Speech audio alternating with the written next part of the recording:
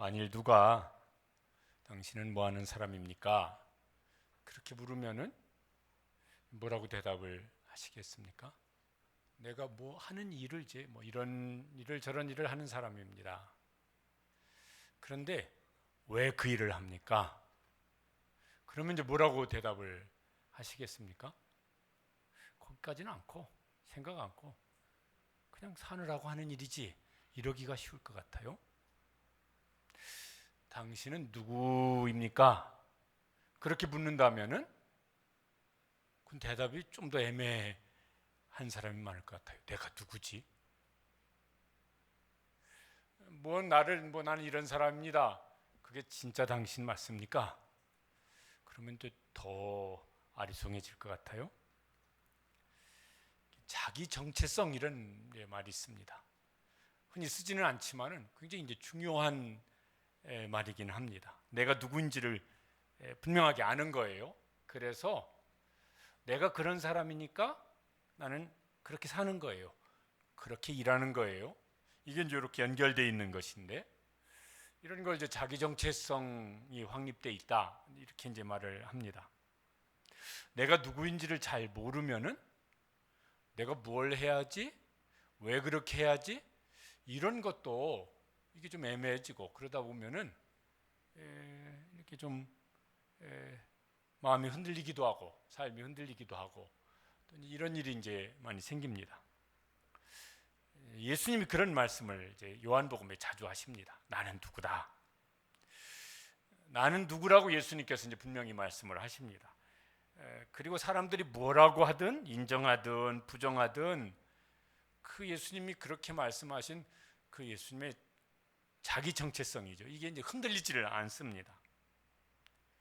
그래서 끝까지 십자가에서 죽는 마지막 그 순간까지 나는 이런 존재다. 그래서 나는 그 일을 한다. 그게 이제 흔들리지 않고 죽는 순간까지 그렇게 이제 살아가십니다. 우리가 이제 예수님을 믿는 사람이 이제 이게 예수님 본받아서 내가 누군지가 이게 좀 예수님 안에서 더 분명해졌으면 좋겠습니다. 그래서 내가 무슨 일을 해야 될지, 똑같은 일을 하더라도 왜 그 일을 해야 되는지 이유가 이제 분명해지면은 그러면은 우리가 훨씬 더 주님을 잘 본받는 신앙생활을 할 수가 있게 될 것입니다.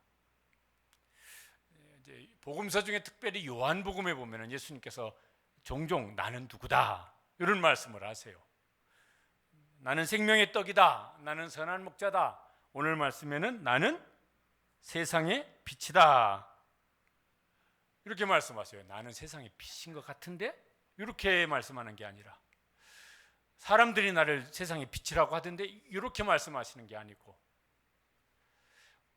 나는 내가 세상의 빛일 거라고 생각을 해 이렇게 말씀하지 않으시고 단호하고 분명하게 나는 세상의 빛이다. 자기 확신이 이제 분명하신 거예요. 정체성이 분명하신 거예요. 그래서 뭘 해야 하는지도 분명해지십니다. 세상의 빛이니까 세상으로 오세요. 하나님 아버지께서 보내셨죠. 왜 하늘의 빛이 아니고 세상의 빛이니까 세상에 오셔야죠. 그리고 세상에 오셔서 세상의 빛이니까 뭘 해야 되겠습니까? 빛을 비춰야 돼요. 빛은 어디에 필요합니까? 어둠 속에 필요하죠. 그러니까 어두운 세상에 오셔서 빛을 비추세요. 생명의 빛이라고 말씀하셨으니까 그 어둠은 상대적으로 죽음이란 말이 이제 되는 것입니다. 그래서 그 다음에 이렇게 말씀하셨어요. 나를 따르는 자는 어둠에 다니지 아니하고 생명의 빛을 얻으리라. 한번 같이 읽어보실까요? 나를 따르는 자는 어둠에 다니지 아니하고 생명의 빛을 얻으리라. 사람들이 다 죽음이라고 하는 어둠에 갇혀 있습니다. 이거 스스로 벗어날 수 있는 사람이 있냐면은 있습니까? 한 사람도 없습니다. 어떤 분들은 더러 이제 이런 분들이 계세요. 아유, 하나님이 왜 나 빨리 안 불러가시는지 모르겠어요. 우리 교회에서 제일 장수하셨던 분이 고명희 권사님이 1919년생이신데 106세까지 사셨습니다. 저기 병원 가시기 전에 꼭 여기 지금 선집사님 앉은 요 조자리쯤 앉아 계셔가지고 안녕하세요. 이렇게 들어오다 그러면은 일단 손을 잡으세요. 그리고 한 말씀 하세요. 목사님, 하나님이 왜 날 안 불러가시는지 모르겠어요. 그분은 나름 이유가 있으세요. 어디서 송선이 할머니인데 아들을 둘 앞서 보내셨거든요. 그러니까 이게 이렇게 오래 사는 것이 꼭 좋지가 않아요. 벌써 그 연세쯤 되니까 아들도 또 연세가 많으셔서 앞서가셨으니까 제가 그렇다고 눈치 없이 그 말을 고지고대로 듣고 권사님 기도하십시다. 제가 했더니 이번 주부터 아주 작정해서 기도하겠습니다. 하나님 권사님 빨리 불러가시라고. 이런 눈치 없는 소리를 하면은 그 권사님이 아멘 하셨을까요? 흘겨보셨을 거예요. 연세가 그만하셔도 아유 왜 빨리 안 불러가시는지 모르겠어요. 이 말은 뭘까요? 제가 늙어서 몸도 아프고 사는 것도 힘들고 그냥 몸도 건강했으면 좋겠고 경제적으로도 좀 이렇게 어렵지 않았으면 좋겠고 그래서 뭐가 사는 재미가 좀 더 많았으면 좋겠고 그렇게 살고 싶다는 말을 그렇게 애둘러서 애원해서 그렇게 하는 말씀이라고 그렇게 알아듣지요. 그렇게 알아들으셔야 합니다. 여기 눈치 없는 분들 가끔 고지고대로 듣는 분들은 그런 말들은 그렇게 알아들으셔야 합니다.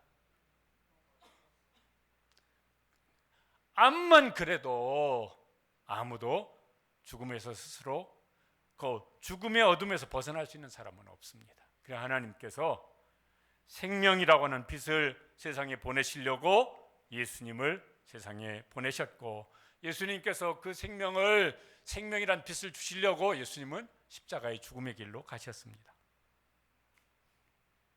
그리고 예수님을 따르는 사람, 예수님을 믿고 따르는 사람에게는 그 대신 뭘 주십니까? 빛을 주세요. 생명이란 빛을 주세요. 그런데 그 생명이 이렇게 무슨 백세 시대 그런 거 아니고 막 무병장수 막 이런 거 아니고 설교 준비하는데 옛날 무슨 선전이 하나 생각났어요. 생명 연장의 꿈 그러면서 무슨 요구르트 선전하는 거 있었어. 근데 그게 왜 갑자기 생각나는지 모르겠어요. 그런 마음이 제 속에도 막 있어가지고 그게 갑자기 생각났는지. 그런데 그런 거 아니고 뭘 주신다. 요한복음에 특별히 이제 이걸 아주 10번이고 20번이고 훨씬 막 강조를 합니다. 예수님을 믿고 따르는 사람에게 뭘 주시겠다고요?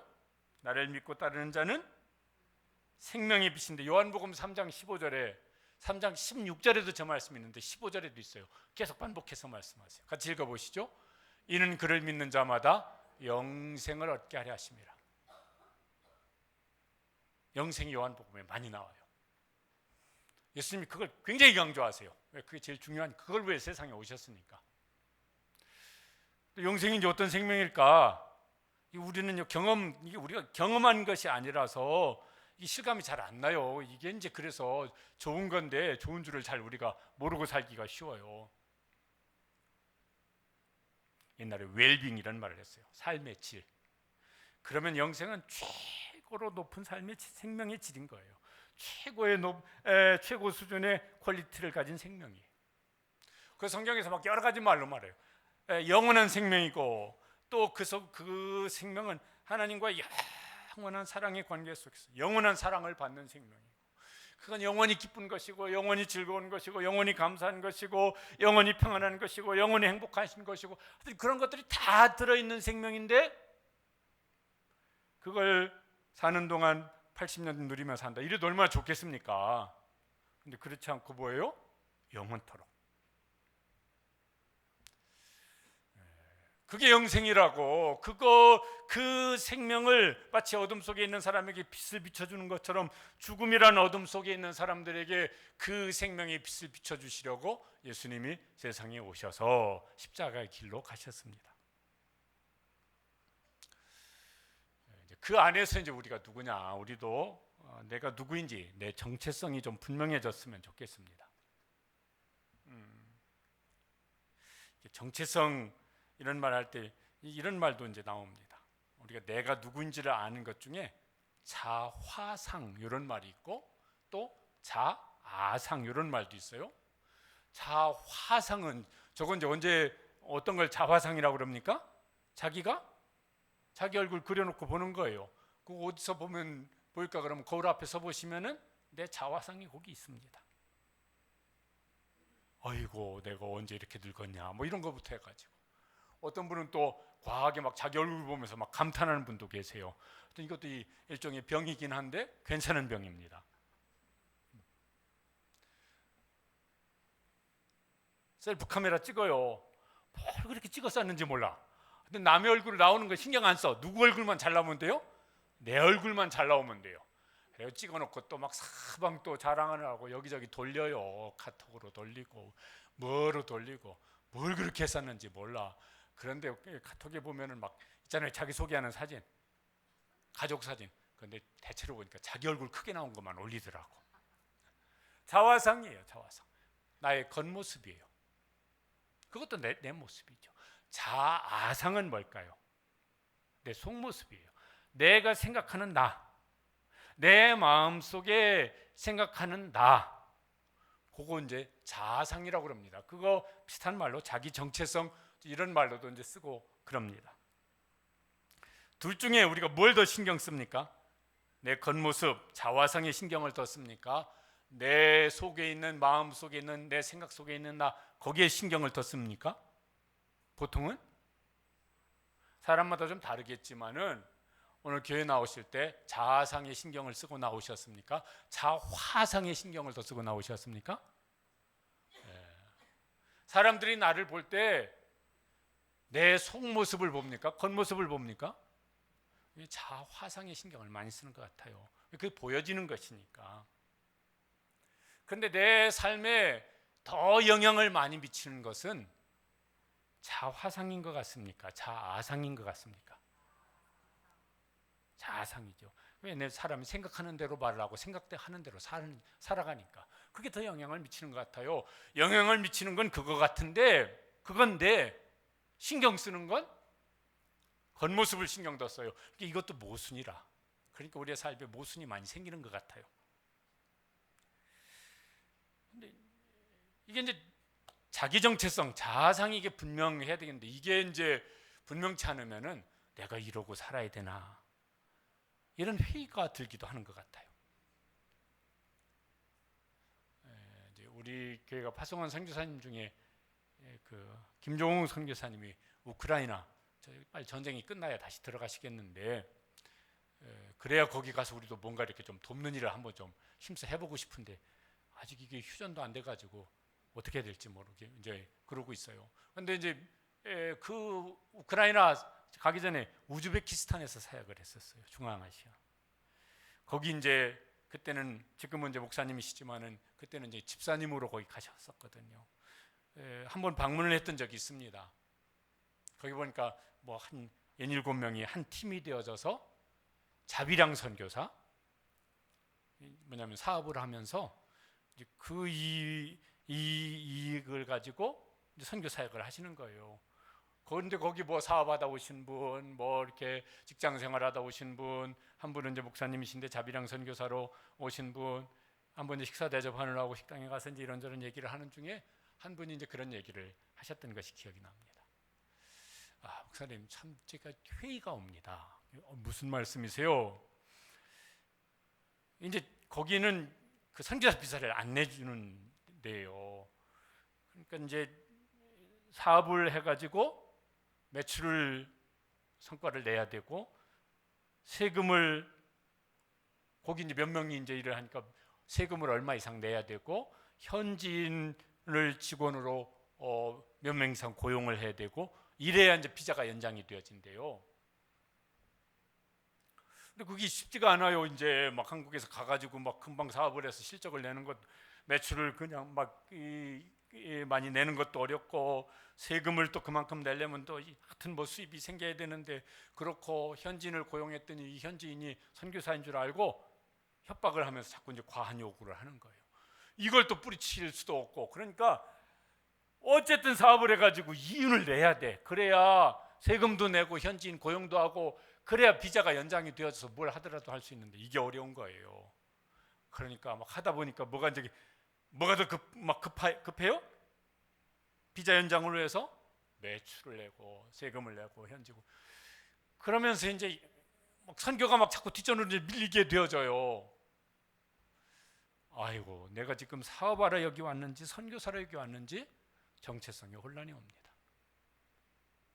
그러니까 지금 하는 게 자꾸 이제 회의가 듭니다. 이런 말씀을 하시더라고요. 꼭 그런 분이 아니더라도 뭘 하고 있더라도 내가 이걸 해야 되는 이유가 분명하면은 힘들어도 하잖아요. 그런데 내가 뭐 하려고 이 짓 하는 거야? 이러면은 그 힘든 것을 감당하기가 이제 어려워지죠.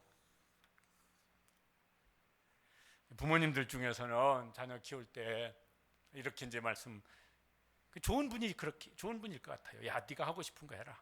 하기 싫은 건 하지 말고 네가 좋아하는 거, 잘할 수 있는 거 해라. 그런데 하고 싶은 거 다 할 수 있는지 모르겠지만 그러면은 뭐 행복할까? 잘 살았다고 할까? 텔레비전에서 본 건데 서울뿐만 아니라 지방에도 그런 모양이에요. 공부 잘하는 자녀들은 일단 어디 보내려고? 의대 보내려고. 그래서 초등학교 3, 4학년 되어지면은 의대 진학반이 따로 학원에 만들어진대요. 그런데 거기 어느 학원 이렇게 소개하는 거 보니까 애가 학교도 갔다 와가지고 학원에서 도착해서 밥 먹고 화장실 가고 뭐 하고 다 요게요.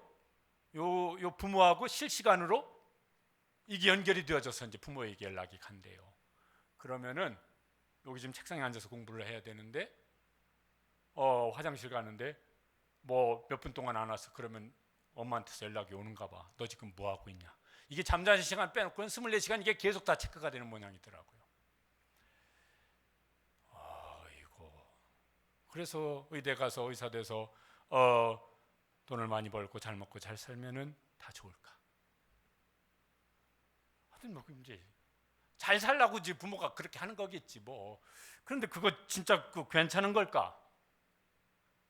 모르겠어요. 아닐 것 같아.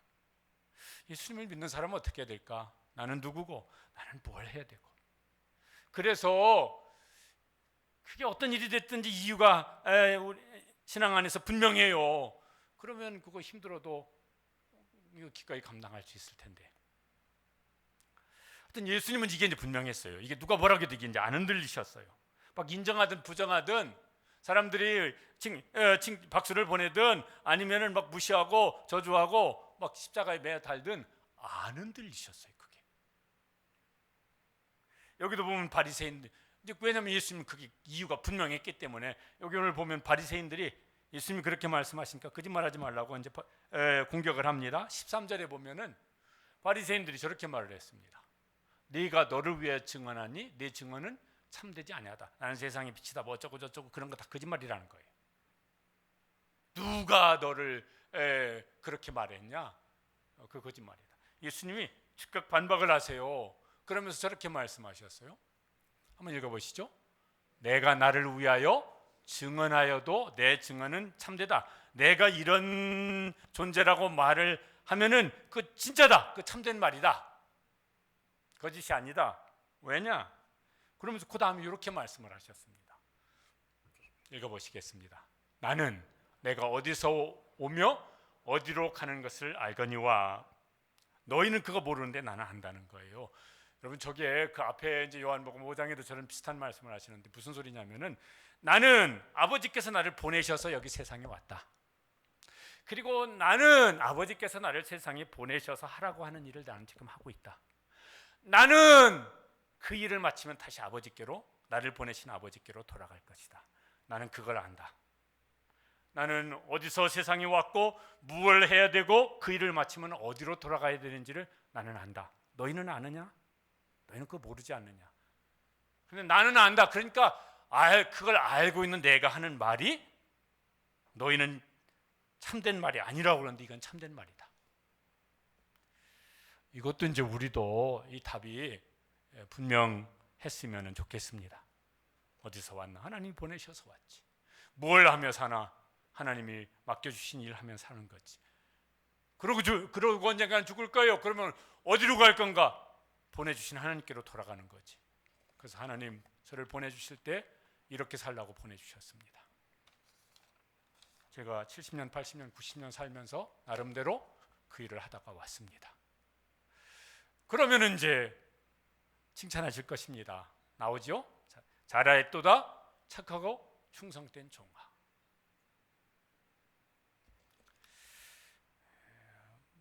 바리새인들은 이제 그걸 모르니까 자꾸 이제 뭐냐면 겉모습만 가지고 예수님을 판단을 했습니다. 그래서 15절에 보면은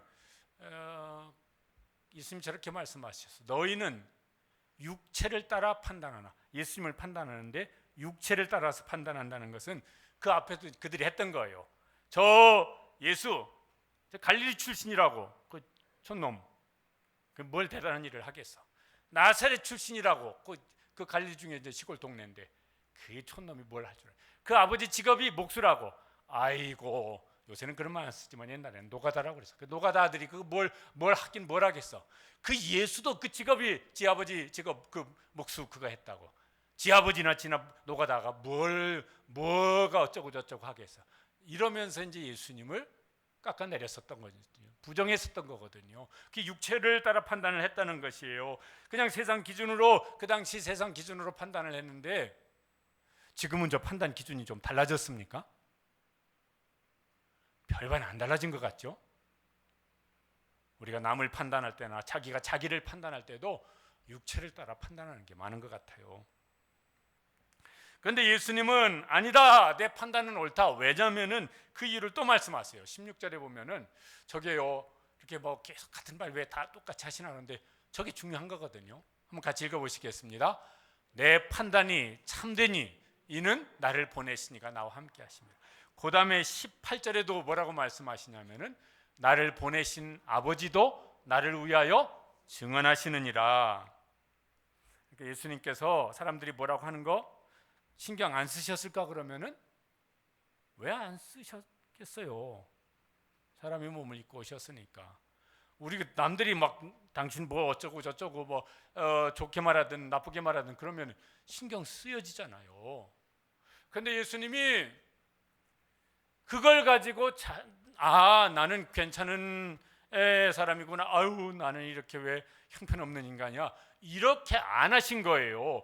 왜냐하면은 나를 위하여 증언하시는 분이 계신데 그분이 누구시라고요? 그분이 나를 보내신 아버지 하나님이세요. 나에 대해서 너는 이런 존재라고 말하고 하는 최종적인 판단의 근거는 나를 보내신 아버지께서 나를 위해 증언하신 것이다. 그게 최종적인 판단의 근거다.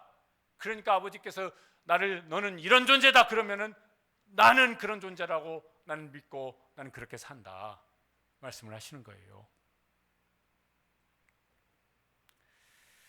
우리가 이제 이렇게 자기 정체성이 이게 아주 확실하지 않으면은 어쩔 수 없이 막 남의 말에 흔들리고 남의 무슨 판단에 흔들리고 남의 평가에 흔들리고 이럴 수밖에 없어집니다. 그리고 자꾸 거기다가 나를 맞추려고 하다 보니까 이게 사람마다 하는 말이 달라질 수 있잖아요. 그러면 이 사람에게 맞춰야 돼, 저 사람에게 맞춰야 돼.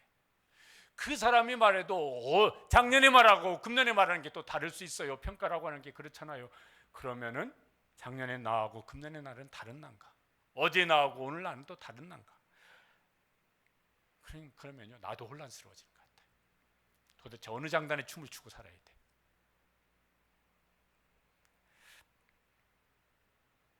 그렇게 생각을 해보면은 어린 시절일수록 무슨 친구들하고 비교를 많이 하는 것 같아요. 그래서 잘한다 못한다. 애들이 제일 듣기 싫은 말 여기서도 있는지 모르겠지만 누구하고 비교하는 거? 엄마 친구 아들하고 비교하는 거. 엄친아 엄마 친구 아들은 말이야 그런데 엄마 친구의 딸은 그런데 너는 왜 그러냐. 지난번 시험 80점 기를 쓰고 공부해서 90점 받았는데 엄마 친구 아들은 95점 맞았대. 너는 공부를 하는 거냐 마는 거냐. 아니 기를 쓰고 해서 올렸구만. 그 엄마 조사해봐야 돼. 자기는 그 다음 시험에 10점 올렸는지 학교 가가지고 엄마 학교 가가지고 성적표 한번 봐봐야 돼. 그런데 우리는 그렇게 해요. 남도 그렇게 하고 나도 그렇게 하고. 그런데 나이가 들면은 이런 것 같아요. 남하고 비교도 하지만은 자기와 자기를 비교를 해요. 뭔 소리냐? 저 이제 신학교 동기 목사님들 중에서도 저보다 나이가 위신 분들은 이제 은퇴를 하셨어요. 또 뭐 이렇게 이제 성도들 중에서도 5학년에는 나도 잘 나갔어. 돈도 잘 벌었고 인정도 받았고. 근데 지금은 이제 잘 안 나가. 돈도 못 벌어. 몸은 약해서 이제 나이 들어서 힘들어졌어. 나도 옛날에는 안 그랬었는데 그 옛날 나와 지금 나를, 어제 나와 오늘 나를 비교하면서 내 인생 왜 이러냐. 또 이러기도 합니다. 남하고 비교하고 옛날 나와 지금 나를 비교하기도 하고. 여러분 이거 얼마나 피곤한 노릇이에요, 그죠? 피곤하잖아요. 예수님은 그렇게 안 하신다고요. 하나님 나를 보내신 아버지께서, 나를 보내신 하나님께서 나에 대해서 뭐라고 하시느냐. 그 예수님 거기다가 이제 계속 초점을 맞추십니다. 여러분 복음서에 보면 예수님께서 저녁이 되면은 다 이렇게 제자들 자는 시간에 산으로 가서 기도하시고 새벽 미명에 홀로 가서 기도하시고, 뭔 기도하셨을 것 같으면 그런 거 하셨을 거예요. 사람들은 반대하고 사람들은 부정하고 사람들은 비웃고 사람들은 조롱하는데 나는 뭐냐? 그러면은 아버지께서 나를 뭐라고 하시느냐? 나는 뭐 해야 되느냐? 16절에 보면은 이런 말씀도 하십니다. 이게 예수님이 흔들리지 않으신 이유예요. 같이 읽어보시죠. 내가 혼자 있는 것이 아니요 나를 보내신 이가 나와 함께 계십니다. 언제든지. 또 요한복음 5장에 된 비슷한 말씀 속에 이런 말씀을 하십니다. 같이 읽어보시죠. 아버지께서 아들을 사랑하사 자기가 행하시는 것을 다 아들에게 보이시고. 그러니까 예수님은 그를 보내신 아버지 하나님과 늘 함께 있어요. 늘 사랑의 관계 속에서, 아주 친밀한 관계 속에서 뭔가 말씀하시고 뭔가 알려주시고 뭔가 깨닫게 하시고, 이게요 계속 왔다 갔다 하면서 그것이 예수님 마음속에 중심에 확 자리 잡고 있어요. 누가 뭐라 해도 내 마음 중심에 흔들리지 않냐는 나가 있어요. 그게 아버지께서, 너는 이렇다고 보내신 아버지께서 그렇게 말씀을 하시는 거예요. 그게 안 흔들려요. 그러니까 사람의 말은 이렇게 들었다가 이렇게 나가면 돼요. 잠깐 기분 좋은 건 잠깐 기분 좋았다 말면 되는 거고, 잠깐 기분 나쁜 건 잠깐 기분 나빴다 말면 되는 것이고, 마음 중심에는 아버지께서 나는 이렇다고 말씀하는 게, 그게 자리 잡고 있어요.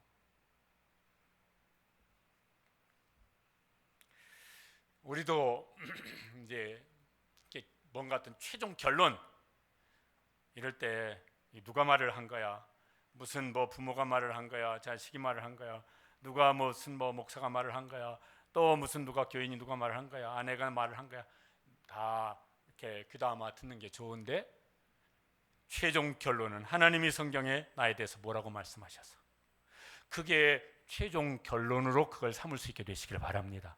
흔들릴 때 다시 기도의 자리로 가서 다시 성경 펴놓고 묵상하면서 하나님은 나를 뭐라고 말씀하시느냐, 그게 흔들리지 않는 자기 정체성이 되어지고 무언가를 하거나 하지 말아야 될 이유가 되어질 수 있게 되시기 바랍니다.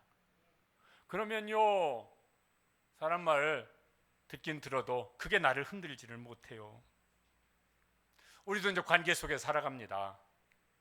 제일 많이 이렇게 함께하는 관계가 가족이죠. 어릴수록 부모와의 관계가 이제 중요합니다. 부모에게 사랑을 받고 인정을 많이 받으면은 자존감이 높아진대요. 자존감이 높을수록 뭐예요? 남한테 여유 있게 돼요. 너그럽게 돼요. 자기 자신에 대해서도 그렇고. 그런데 이제 막 이렇게 무슨 야단 많이 듣고 또 막 비교 많이 당하고 이러면은 자존감은 낮아지고 뭐만 세진다고 그럽니까? 자존심만 세진다고 그래요. 자존심이 세면은, 이게 자존심은 열등감이 다른 표현이라고 그러잖아요. 그러면요 척을 해야 돼. 센 척, 강한 척, 있는 척, 아는 척. 그거 하려면은 피곤해요. 있는 걸 가지고 자연스럽게 드러나면 안 피곤한데, 없는 걸 있는 척 하려면 머리를 많이 써야 되는데 이게 스트레스가 되어지니까 피곤해요. 남한테도 싸느라고, 나한테도, 자기 자신한테도 싸느라고. 결혼하면 이제 부부 관계가 서로 영향을 많이 주고받습니다. 사랑하고 존중하고 그러면 나는 행복한 사람이다. 행복한 남자다. 행복한 여자다. 그렇지 못하면은 내가 어쩌다가 막 이래가지고 또 이제 막 후회를 하기도 합니다. 누구와의 관계 속에서 나를 보느냐에 따라서 이게 자아상, 자기 정체성이 좋아지기도 하고 깨어지기도 하고. 어쨌든 이제 다른 막 여러 관계 이제 뭐 친구도 있고 뭐 학교도 있고 사회도 있고 한데 어쨌든 가족 관계가 제일 크긴 크잖아요. 근데 이게 이제 갈수록 어려워지는 게 이제 인생이 어려워지는 이유 중에 하나가 되는 것 같습니다. 지난 주간 그 신문 기사예요. 국민일보에 어떤 기사를 다루면서 거기 이제 이렇게 큰 제목들을 이제 저렇게 뽑아놨더라고요. 핏줄이 더 무섭다. 가족 해체 사회가 되었다. 폐륜 살인이 급증하고 있다. 살인 사건의 40%는 가족 간의 살인이다. 이게 지난 몇 년 이렇게 뭐 작년 그전 몇 년을 이렇게 쭉 통계를 했더라고요. 그러면서 급속도로 늘어나고 있어요. 가족 살인 사건이. 뭔 사건 다루냐면 이제 인천에서 일어난 살인 사건 있잖아요. 60대 초반에 아버지가 30대 초반에 아들을 쏴 죽였어요. 그리고 거기 뭐 앞으로 수사가 어떻게 나오면 정확히 할지 모르겠지만 며느리도 쏴 죽이려고 그랬고 또 손주들도 쏴 죽이려고 그랬었다. 뭐 이렇게 기사가 나왔더라. 그 사람의 가족은 어땠을까? 어떻게 했길래, 어떤 관계였길래 그렇게까지 하고 싶은 마음만 먹는다는 것도 이게 납득이 잘 어려운데 실제로 그 사람은 그렇게 했잖아요. 그 전주는 무슨 뉴스가 있었냐면은 김포가에서 30대 아들이 30대 형도 찔러 죽이고 60대 아버지도 찔러 죽였어요.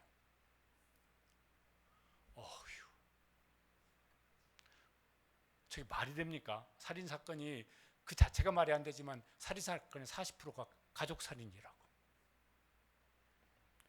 자꾸 이제 세상이 그렇게 되어져 가고 있어요.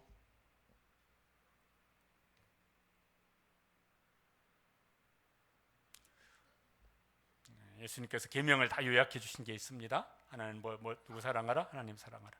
또 하나는 누구 사랑하라? 이웃 사랑하라.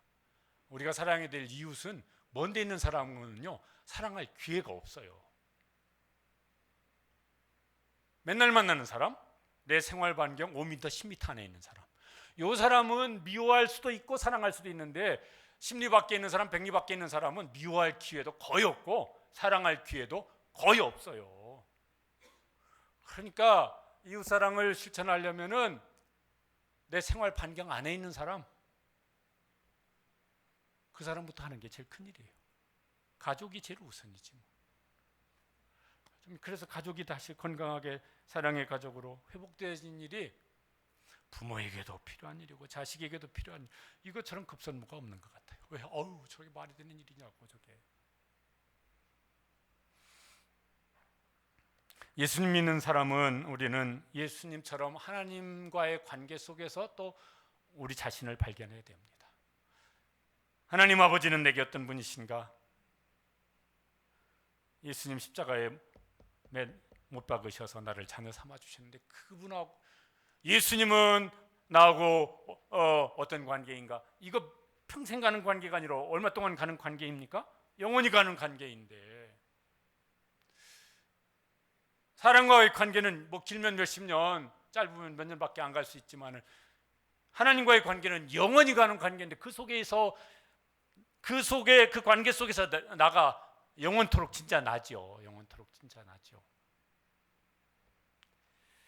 그러면은 혹시 사람과의 관계에서 깨어진 어떤 자아상이라도 정체성이라도 하나님과의 관계 속에서 회복되어지고 치료되어지고 그것이 풍성해지게 되는 날이 오게 될 줄로 믿으시길 바랍니다. 그 가능한 일이라고요.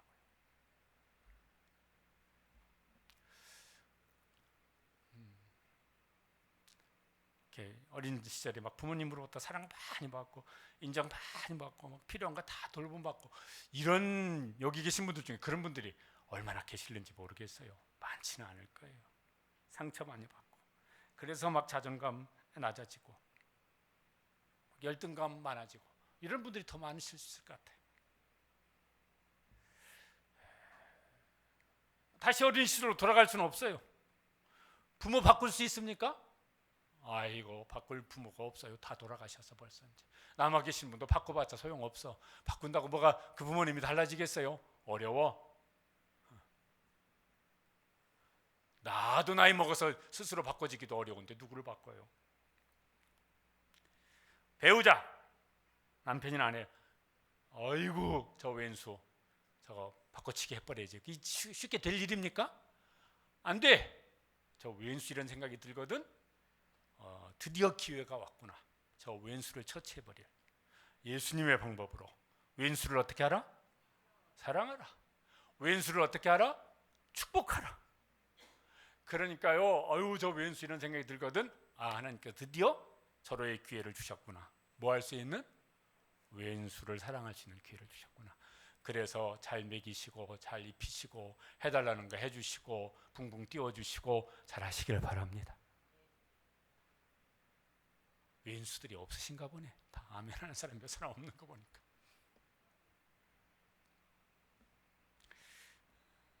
앞에 맥주감사주일 때 다윗의 감사에 대한 설교를 했었습니다. 다윗은 어렸을 때 자아상이 굉장히 낮았어요. 그가 한 말이 있어요. 뭐라고 말했냐면은 나는 가난하고 비천한 자라. 내 부모는 나를 버렸으나 얼마나 큰 상처였겠어요. 부모에게 버림받았다고 하는 상처처럼 더 큰 상처가 있을까? 거기다 또 가난하고 비천한 사람들로부터 그런 소리를 들었어요. 그런데 그가 이제 회복되어집니다. 여러분 시편 보면요 얼마나 찬송이 많고 얼마나 감사가 많은지 몰라요.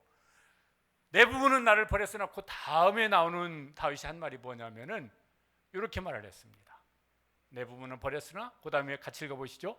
여호와께서는 나를 영접하시리로다. 부모에게 버림받은 상처가 있는데 하나님께로부터 영접을 받는 그 사랑으로 회복이 되어진 것이죠.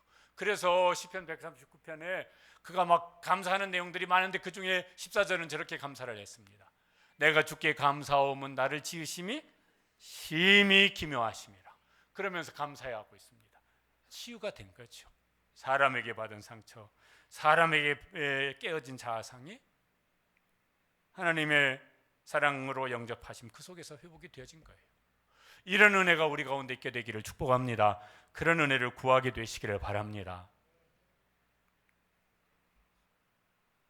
제 얘기를 설교 시간에 하는 적이 있지만 저도 이렇게 어린 시절에는 사람과의 관계 속에서는 이렇게 자아상이 굉장히 낮았었어요. 열등감이 많았어요. 이렇게 생각을 해보면은 저는 어렸을 때 말을 거의 잘 안 했거든요. 학교 가도 말을 잘 안 하고 무슨 교회 가도 말을 잘 안 하고 거의 침묵을 많이 했었던 것 같아요. 왜 그랬을까 생각해 보면은 내성적인 성격 탓도 있겠지만은 제 속에 없는 것을 감추기 위해서 말을 안 했었던 것 같다는 생각이 들어요. 그러니까 그냥 가만히 있으면은 막 이렇게 학교에서도 가만히 있으면은 욕은 안 먹어요. 선생님이 과묵하다고 그러고 교회 가도 과묵하다고 그러고. 근데 왜 말을 안 했을까? 그럼 말하면 뭐가 새가 나올 것 같아서 말을 안 했던 것 같아요.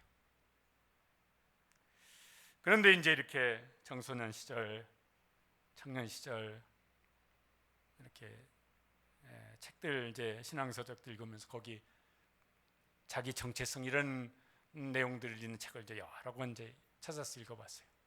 거기에 하나님이 나를 누구라고 말씀하시느냐, 이게 진짜 나다, 이런 내용들이 거기 이제 많이 나오더라고요. 그러면서 이제 하나님이 보시는 나는 어떨까? 등록금 지난 학기, 그전 학기까지 밀려 있어서 학교 직원만 보면 슬슬 피해 다니는데 그렇다고 하나님이 너 이 형편없는 인간아 이러실까? 그러시지는 않아요. 그런 거 그러시겠습니까? 밥 외상값 이렇게 달아놓고 먹죠. 한 달에 한 번씩 갚지만 못 갚으면 두 달에 한 번 갚는데 넌 어디 밥도 그렇게 먹냐? 이러 하나님이 뭐라고 그러실까? 그러실 리가요. 청바지 추나추동복, 청바지는 추나추동복 거의 한 벌 가지고 추나추동을 다 보내는. 그런다고 해서 하나님이 뭐라고 그러실까요? 너는 그게 뭐냐? 어떻게 그 옷을 그냥 맨날 청바지 하나밖에 없냐? 하나님이 이런 거 가지고 뭐라 그러실까요? 말이 안 되는 소리잖아요. 그러니까 하나님 보시는 나는 그런 게 아니구나.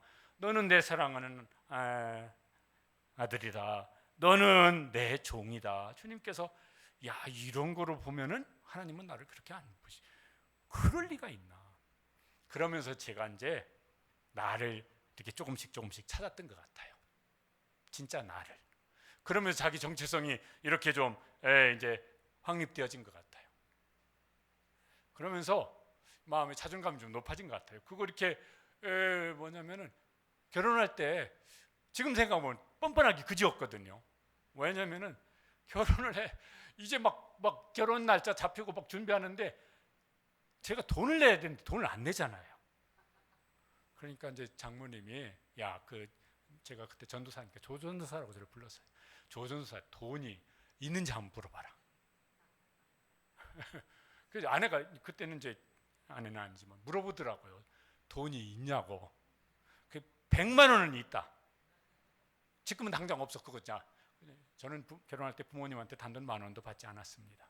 부모 형제에게. 그런데 어떻게 이제 100만 원은 생길 것 같아요. 그래서 100만 원은 있다고. 그러니까 이제 장모님이 그러셨대요. 괜히 그 돈 가지고 고민하지 말고 100만 원 가져오라고 그래라. 그래서요, 그 100만 원 생겼을 때 갖다 드렸어요.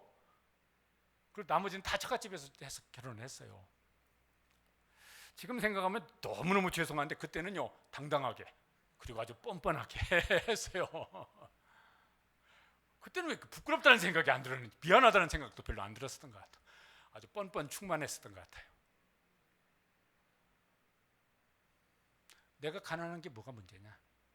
물론 제 아내도 가난한 게 뭐가 문제냐 이런 말을 저한테 얘기를 많이 했어요. 저도 스스로 가난한 게 뭐가 문제냐? 남 고기 먹을 때 라면 먹으면 되지. 거기다 계란 하나 넣으면 삼계탕이다. 삼양라면에 계란 풀어 먹으면 삼계탕이다.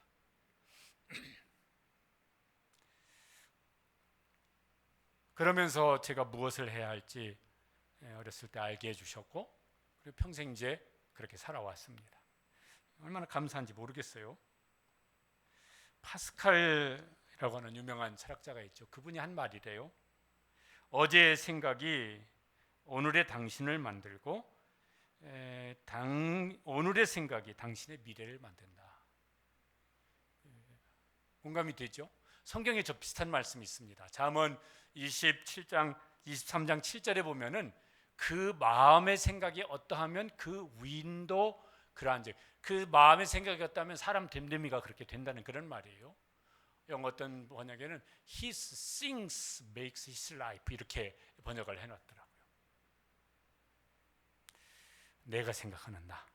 그런데 그게 하나님이 나를 누구라고 말씀하셨는지 거기에 맞춰서 내가 누구인지를 생각하시고, 또 그러면 나는 뭘 하고 살아야 될지, 또 하더라도 왜 그렇게 해야 될지 생각하고 사시면은, 그러면 이제 우리가 예수님을 잘 따라가는 삶이 훨씬 더 깊어지게 될 것입니다.